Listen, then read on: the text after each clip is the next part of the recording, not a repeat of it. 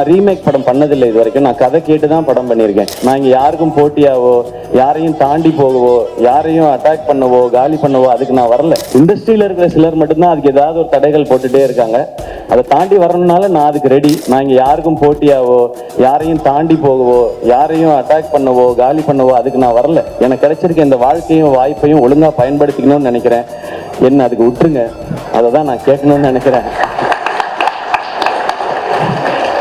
நான் இப்படி இந்த மாதிரியே பண்ணிட்டு போயிட்டே இருப்பேன். இந்த மாதிரி நிறைய டேலண்ட்ஸோட இவங்களோடலாம் படம் பண்ணும்போது நான் நிறைய கத்துக்கிறேன். நான் இது வரைக்கும் நான் எல்லாத்தையும் திரும்ப திரும்ப சொல்றது தான். நான் ஏன் அதை ஸ்பெசிஃபிக் நான் ரீமேக் படம் பண்ணதில்லை இது வரைக்கும். நான் கதை கேட்டு தான் படம் பண்ணியிருக்கேன். என்னுடைய படங்களோட வெற்றி தோல்வி ரெண்டுத்துக்குமே நான் ரொம்ப பொறுப்புன்னு நான் நம்புறேன்.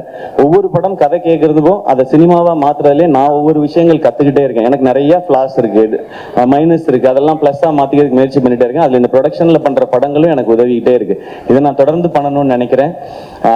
அதுக்கு மக்கள் எப்பவுமே எனக்கு சப்போர்ட்டா இருந்துட்டே இருக்கிறாங்க. ஆரம்பத்துல இருந்து எங்கேயோ இருந்த என்னைய கொண்டு வந்து திருச்சியில இருந்து வந்தவனை கொண்டு வந்து இங்க கொண்டு வந்து விட்டாங்க. இண்டஸ்ட்ரியில இருக்கிற சிலர் மட்டும்தான் அதுக்கு ஏதாவது ஒரு தடைகள் போட்டுட்டே இருக்காங்க. அதை தாண்டி வரணும்னால நான் அதுக்கு ரெடி. பட் அந்த தடைகளை நீக்கிட்டீங்கன்னா இன்னும் 4 சிவகுமார் முருகேசன் எங்க இருந்தா தேடி கண்டுபிடிச்சு நான் கூட்டிட்டு வந்துடுவேன். என்னைய நீங்க எல்லாம் கூட்டிட்டு வந்த மாதிரி அது மட்டும் தான் நான் கேட்கணும் இருக்குது. தேங்க்யூ, எல்லாருக்கும் ரொம்ப ரொம்ப நன்றி. அண்ட் இந்த படத்தை படம் பார்த்த உடனே வாங்கிட்ட ஜியோ ஹாட்ஸ்டார் அவங்களுக்கு என்னுடைய நன்றி. சந்தோஷம் உங்களோட அசோசியேட் ஆனது.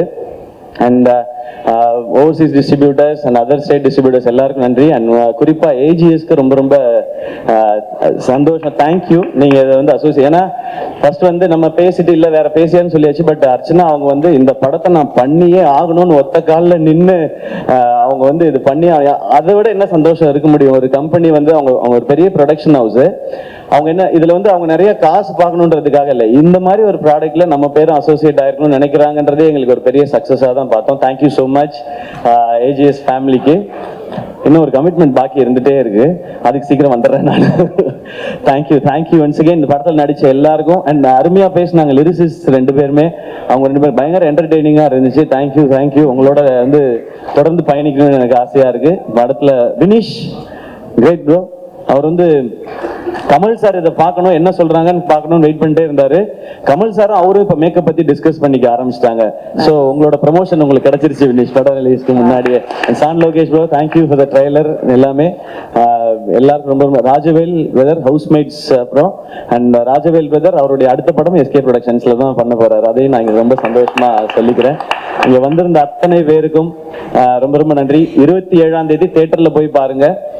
இது தியேட்டர்ல பார்த்து ஒரு கூட்டமா எல்லாரோட உட்காந்து பாத்தீங்கன்னா ஒரு அமேசிங்கான செலிப்ரேஷனா இருக்கும் இந்த படம். அதுக்கு நாங்க கேரண்டி. கான்பிடென்ட்டா நீங்க குழந்தை குட்டி எல்லாரையும் கூட்டு போய் பாருங்க, உங்களுக்கு ரொம்ப ரொம்ப பிடிக்கும் இந்த படம்.